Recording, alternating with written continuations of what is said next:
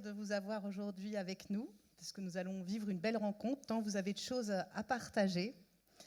Alors, parmi les personnes du public, j'imagine que vous avez eu des patients. Qu'ils soient rassurés, le médecin est soumis au secret professionnel, rien ne sera dévoilé. Par contre, aujourd'hui, c'est nous qui allons vous ausculter. Bonjour, écoutez, je suis très honoré d'être parmi vous et je suis très ému.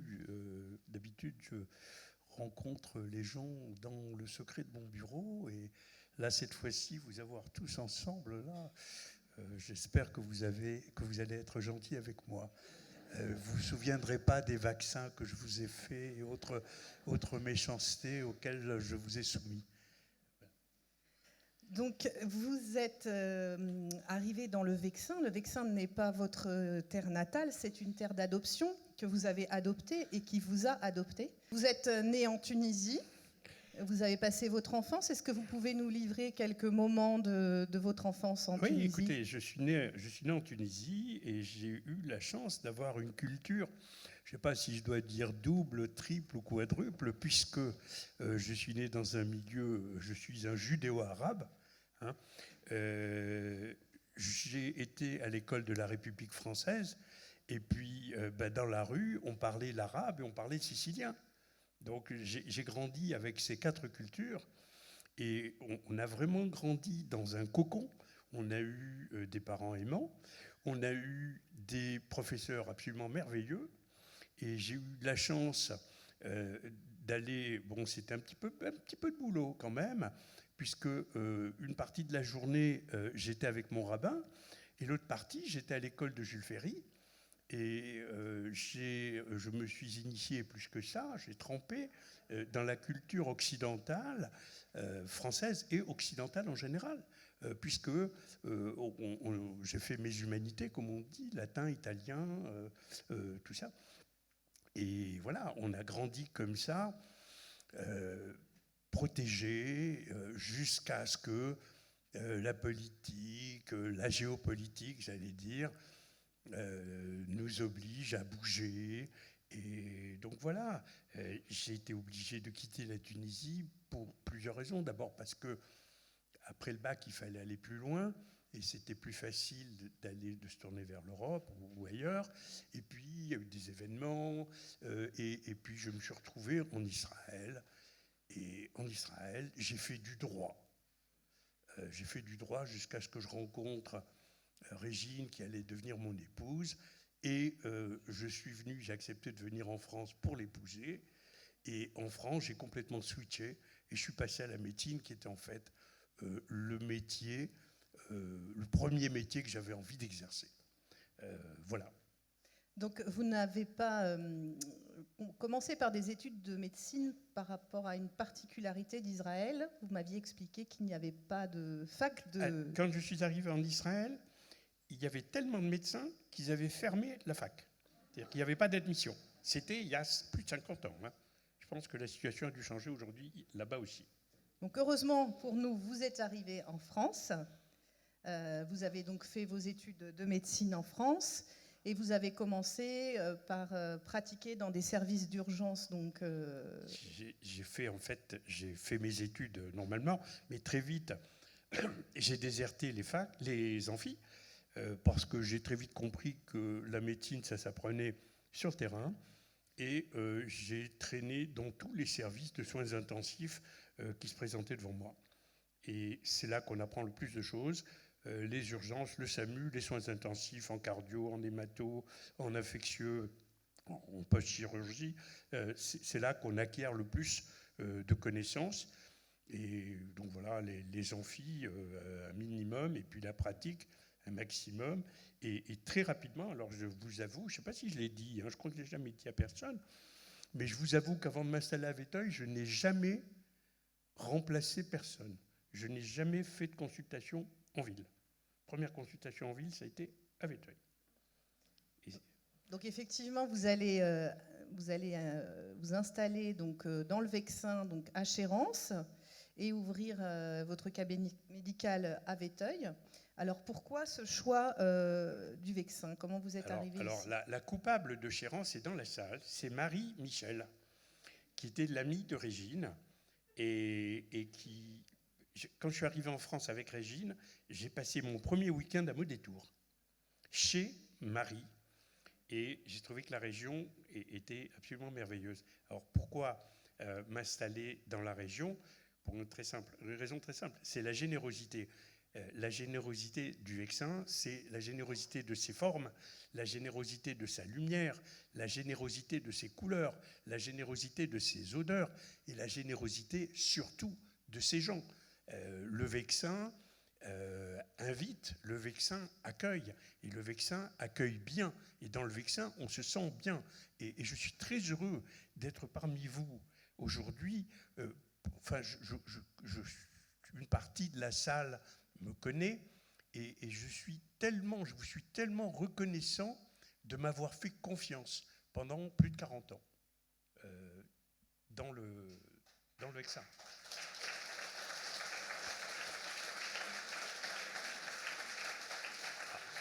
Alors, au début, premier jour de consultation, j'arrive en voyant du monde déjà dans la salle d'attente. Évidemment, j'avais la banane, mais en entendant les gens, ah, docteur, j'ai mal ici. Ah bon, qu'est-ce que c'est? Docteur, ça me gratte ici.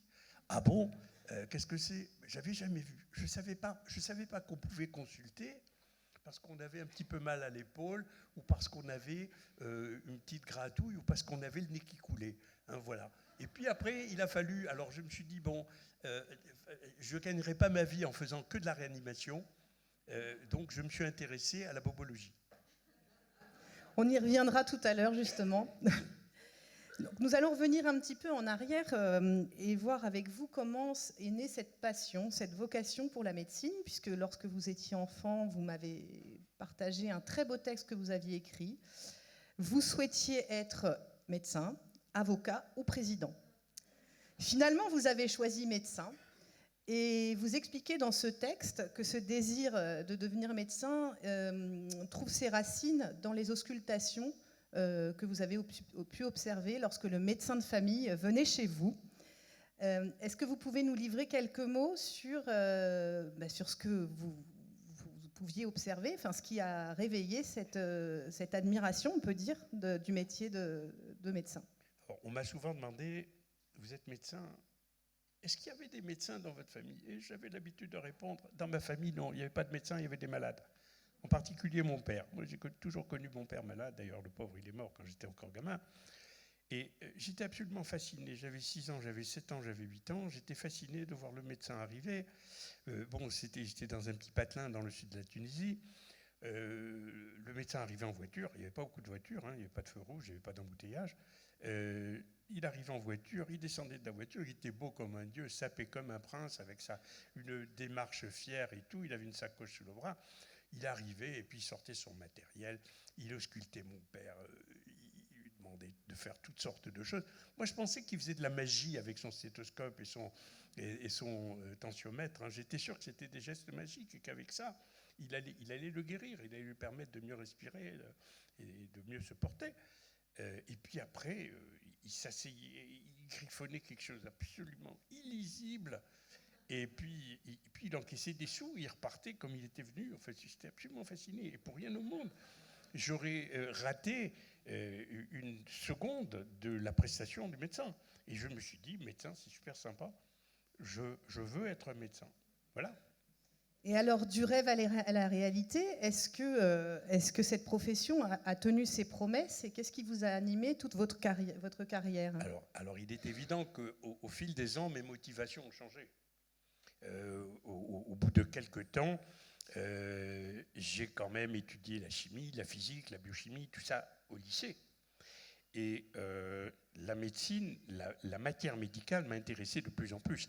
Et si j'ai voulu faire médecine, c'était pas pour avoir un beau costume et pour gagner de l'argent. C'était pour pouvoir appliquer une science dans un but bien particulier, aider les autres à mieux se porter. C'était ma motivation première. Et j'ai été très bien éduqué, j'espère. J'ai appris à faire ça quand je suis rentré en fac de médecine. Mais lorsque vous êtes arrivé à Véteuil, donc vous avez dû vous adapter effectivement aux tout venants, aussi bien aux situations de bobologie, comme vous le disiez tout à l'heure, mais également des situations plus lourdes. Comment vous avez vécu votre vie de médecin de campagne? Qu'est-ce qui vous a touché, marqué tout au long de ces années? Écoutez, actuellement, j'ai fini. Je ne soigne plus personne.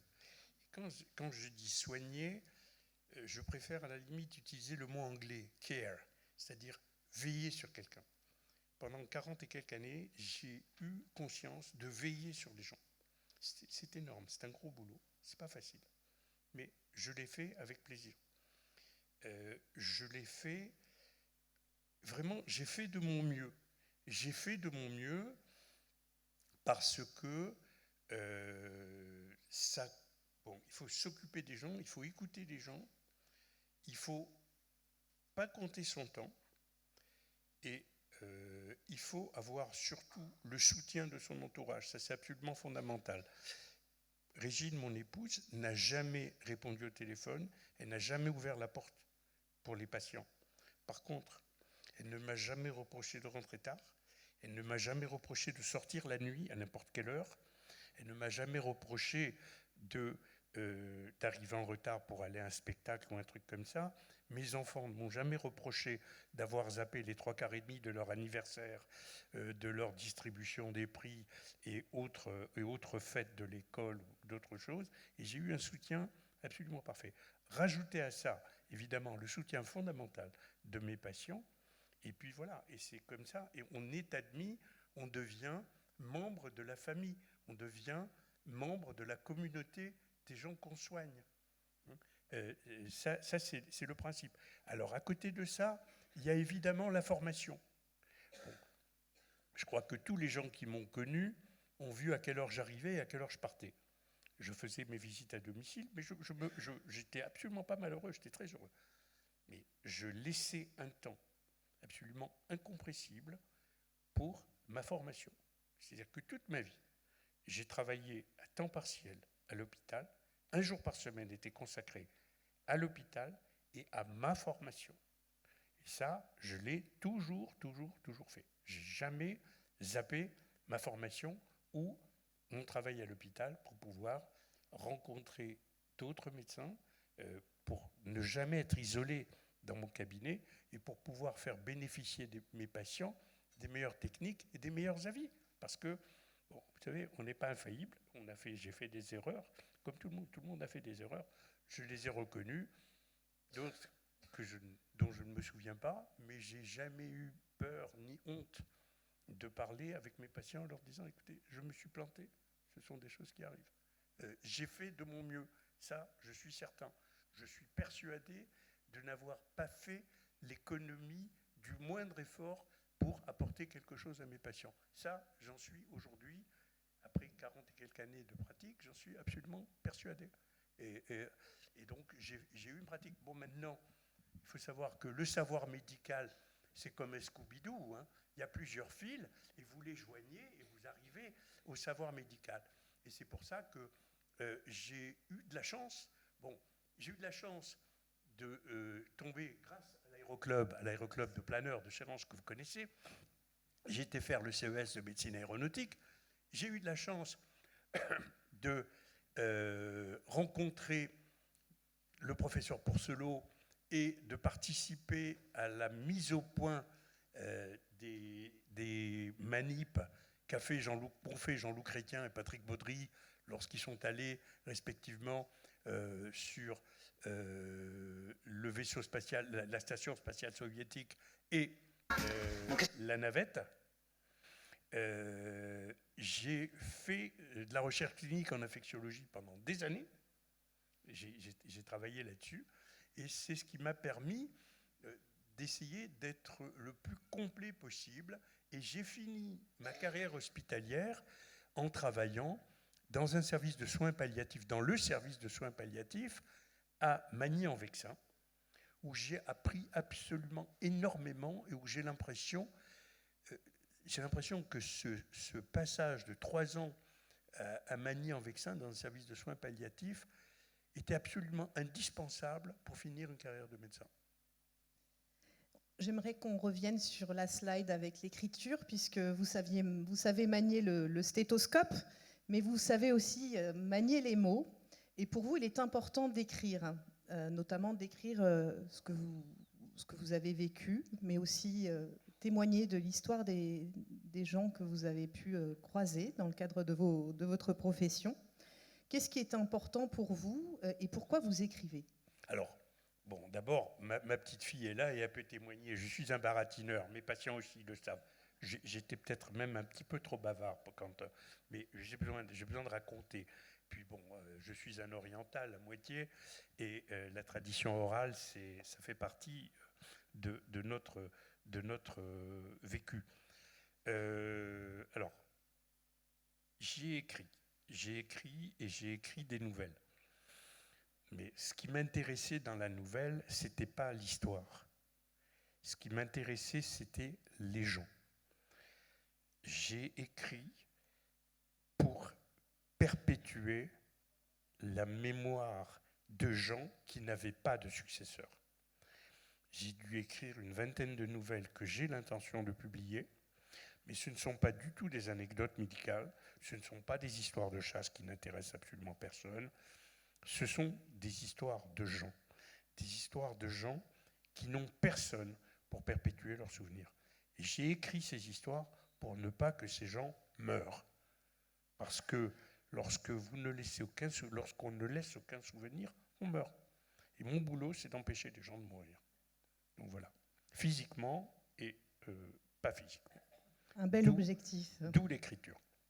Un bel objectif. Alors, lorsqu'on est médecin de campagne, on peut parfois sortir du cadre de ses missions. Et nous allons regarder une courte vidéo qui l'illustre assez bien. Bon, qu'est-ce que c'est que cette urgence, mademoiselle ? Eh bien, c'est les Guilins, c'est un peu spécial. Bonjour. Bonjour, docteur. Merci, pourquoi ? Qu'est-ce que c'est que ça ? Mais enfin, mais qu'est-ce que c'est que ça ? C'est copain? Comment ça, copain, foutez-moi ? Oui, copain, c'est son nom. On l'appelait copain comme cochon. Mais pourquoi vous êtes venu ici? Je ne fais pas les bêtes! Vous avez été si gentil la dernière fois, docteur. Non, la dernière fois, je vous ai dépanné, mais je ne suis pas vétérinaire, essayez de comprendre ça, monsieur Guillain! Docteur, il fait de l'anémie, il ne mange pas. Il fait de l'anémie? Mais bouffez-le, moi je sais pas ce que vous dire, moi bouffez-le! Allez hop, mademoiselle, dehors, tout ça, hop, du balai qui bouffe leur cochon, vous avez entendu? Bouffez-le! Alors là, on est vraiment à l'extrême, mais j'imagine que vous avez été face à des situations pour lesquelles vous n'aviez pas toutes les armes, ou parfois décalées, voire des situations cocasses. Est-ce que vous en avez quelques-unes à nous raconter ? Oui, des situations cocasses. En fait, c'est des situations où les gens me faisaient tout simplement confiance. Mais ils me faisaient confiance dans un champ qui n'était pas le champ de ma compétence. Par exemple, des gens qui me demandaient conseil pour gérer leurs biens, pour leur héritage. Voilà, docteur, je ne veux pas qu'un tel hérite, ou je veux qu'un tel hérite, qu'est-ce que je dois faire? Bon, ça c'est une première chose. Puis, ça c'était les trucs vraiment les plus fréquents. S'il y avait encore autre chose, bon, moi je ne suis pas chrétien, la majorité de mes patients sont chrétiens, mais les gens me demandaient des conseils en matière de spiritualité, après la mort, tout ça. Ben, je m'efforçais de répondre comme je savais, comme je pouvais. Lorsque je me suis installé à Véteuil, il y avait un curé, le père Philippe, je ne sais pas si madame le maire s'en souvient, et avec le père Philippe, on allait de temps en temps distribuer, par exemple, quand il faisait froid à un moment à Véteuil, vous vous souvenez? Et il y avait des pannes d'électricité, il faisait froid, et je me souviens qu'avec le père Philippe, on s'était retrouvé dans sa 2 chevaux avec 3 ou 4 réchauds à gaz. Et donc on allait distribuer les réchauds à gaz. Et puis, quand quelqu'un était malade, n'allait pas bien du tout, je donnais discrètement un coup de fil au père Philippe pour lui dire de venir. Maintenant, il n'y a plus de père Philippe, il n'y a plus personne. Et donc les gens me demandent, voilà, est-ce que vous croyez que discrètement, tout ça, bon, mais ça... je ne sais pas si c'est dans mes compétences, mais là, encore une fois, je fais ce que je peux et j'essaye de faire des choses. Bon, maintenant, des situations tout à fait cocasses. recevoir un appel à 4 heures du matin, Madame et Monsieur Durand. Madame Durand me dit, écoutez, docteur, mon mari croit qu'il est 4 heures de l'après-midi. Qu'est-ce qu'il est? M'appelait, est-ce qu'il est? Moi, je lui dis qu'il est 4 heures du matin. Lui, il me dit qu'il est 4 heures de l'après-midi. Est-ce que vous ne pouvez pas lui dire quelque chose? Donc, j'ai reçu pas mal d'appels comme ça, hein, des situations assez drôles, bon, mais qui ont quand même le désagrément de me réveiller, de m'empêcher de dormir, de m'empêcher de finir la nuit, sachant que le lendemain, je repartais pour une journée de travail. Bon, mais ça fait partie des trucs, hein, ça fait partie de la vie du médecin. On m'a demandé toutes sortes de choses. Donc de nombreuses situations qui peuvent parfois un peu désarmer. Et comme vous dites, on fait ce qu'on peut. Oui, donc, j'ai voilà, toujours fait le maximum, ce que je pouvais faire. Je suis documenté, j'ai essayé de répondre aux gens. Bon, dans mon domaine, bien sûr, mais dans d'autres domaines également, oui. Vous nous disiez tout à l'heure que vous réserviez du temps toujours à la formation. Vous avez aussi participé à l'évolution de la médecine, au questionnement sur la médecine, et vous avez travaillé pour l'Agence du médicament. Ouais. Et donc, nous avons tous vu sur nos écrans cette petite... T'as l'air malade. Oui, j'étais chez le médecin, j'ai une angine. T'es sous antibiotiques? Non. Donc t'es pas malade? Si, j'ai une angine. Alors t'es sous antibiotiques? 3 angines sur 4 sont d'origine virale et se soignent sans antibiotiques. T'es sous antibiotiques? Non. Donc t'es pas malade? T'as l'air malade. T'es sous antibiotiques? Non. Il est pas malade alors. Les antibiotiques, c'est pas automatique. Parlez-en avec votre médecin. Alors, cette petite... Alors, je revendique la propriété de ce slogan. Et je vais vous expliquer comment ça s'est passé. En 91, j'ai été invité par un groupe de gens extrêmement compétents, des professeurs, des pédiatres hospitaliers. Ils avaient été chargés par le ministère de définir les situations en pratique courante où il ne fallait pas prescrire d'antibiotiques. Parce qu'en France, en Europe en général, la résistance bactérienne devenait très très très importante et il fallait faire quelque chose pour réduire la prescription d'antibiotiques. Donc on a demandé à plein de gens très compétents de plancher sur les situations, de lister les situations où il ne fallait pas donner d'antibiotiques.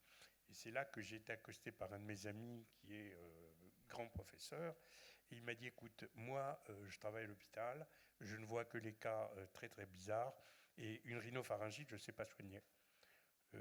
On a besoin de toi dans le groupe. Toi, tu vois des gens tous les jours, tu vois des patients, tu vois du tout venant, et tu vas nous aider à lister.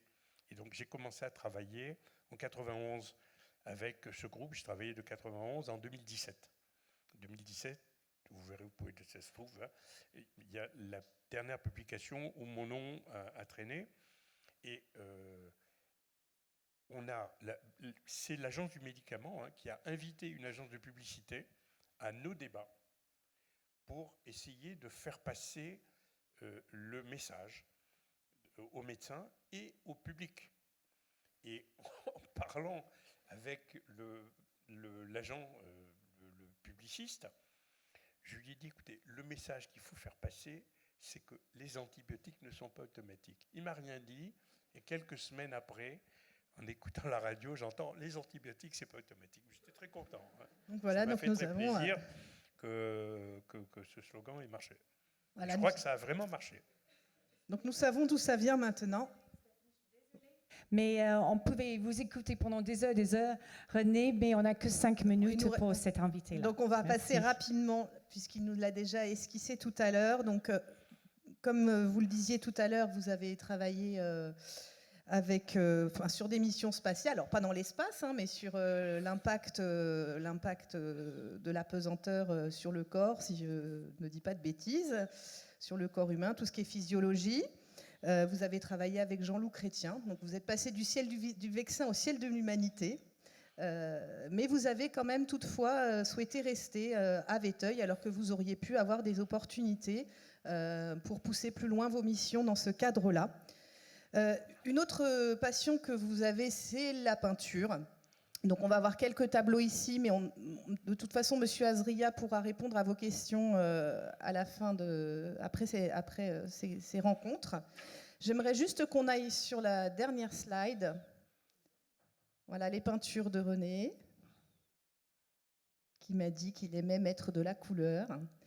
Et donc, avant de conclure, vous savez tous que la commune de Vétheuil, comme de nombreuses communes rurales en France, recherche des médecins. Donc, je vais vous poser une question, René. Si aujourd'hui, vous deviez réaliser un spot publicitaire pour motiver de jeunes médecins à s'installer en milieu rural, quel message vous souhaiteriez leur délivrer ? Écoutez, c'est le plus beau métier du monde. Hein, et la région, en plus, Vétheuil, c'est la plus belle région du monde aussi. Donc voilà, s'il y a des médecins qui viennent d'où qu'ils viennent, ils sont les bienvenus. Je suis sûr qu'ils auront le même accueil que moi. Et voilà. Bon, moi, j'ai décidé que j'arrêtais. Je n'ai pas arrêté de faire de la médecine. Je continue, mais complètement différemment. J'ai arrêté de soigner parce que c'est très très lourd.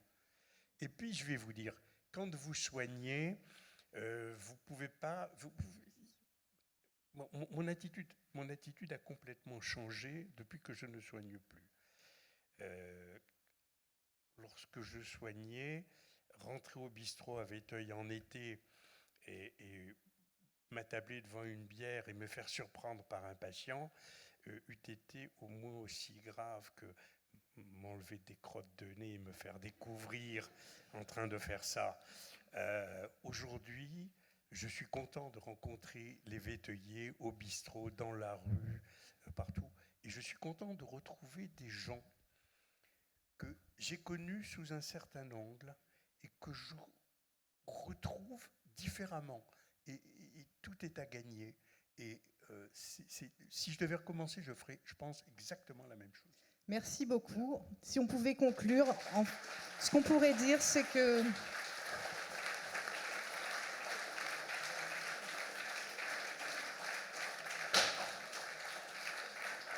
ce qui vous a animé toute votre carrière et encore aujourd'hui, c'est que ce soit au travers de la médecine ou au travers de rencontres dans Vétheuil, à des moments informels, c'est l'humain, c'est la question de l'humain. Merci beaucoup. Merci à vous, merci à vous.